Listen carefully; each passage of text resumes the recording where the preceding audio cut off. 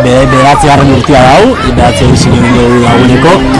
Segatik, bere garaian jeke Freiren seketa berrea liburu euskaratu gindulako eta ikusten gindulako beharra, norabaitz urtero, azte betez, gai honek eta begira honek, herrixan erdibide okitzea, ez eta berroa gai izatik. Mentxagaz, urtero parte hartzen, eta urten hemen gaur ostegunan jo naizen da mural bat injo, naturan jolasean idatzi dugu eta naturako elementuekin apaindu dugu, danon artean, eta gero kale jiran Monterronera etorri gare, eta hemen kristongirua elkartu gare jente mordo bat, eta liburuen aurkezpenaz gain, hemen ekintza bat itxen dabiltz, arbolak ezagutzen, neurtzen, ostuak, eta hainbat naturako elementu honek ezauketan. Adi natura bilduman barruan daude, umiek naturari hurbiltzeko eta ezagutzeko hobeto.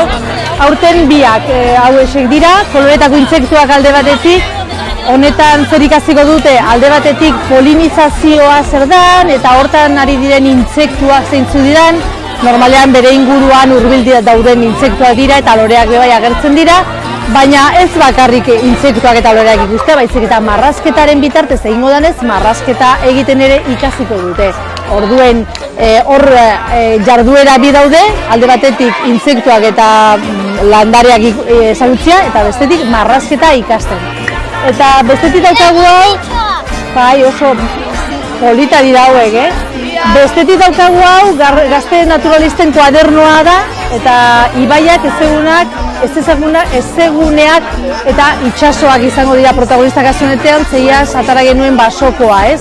Aurten uretan mugituko gara, zeintzu dira hor biziren animalia, ze landareak topatzen ditugun, ze nolako ekosistemak dira, bai itsasoak, bai ibaiak, eta horiek dira liburuak.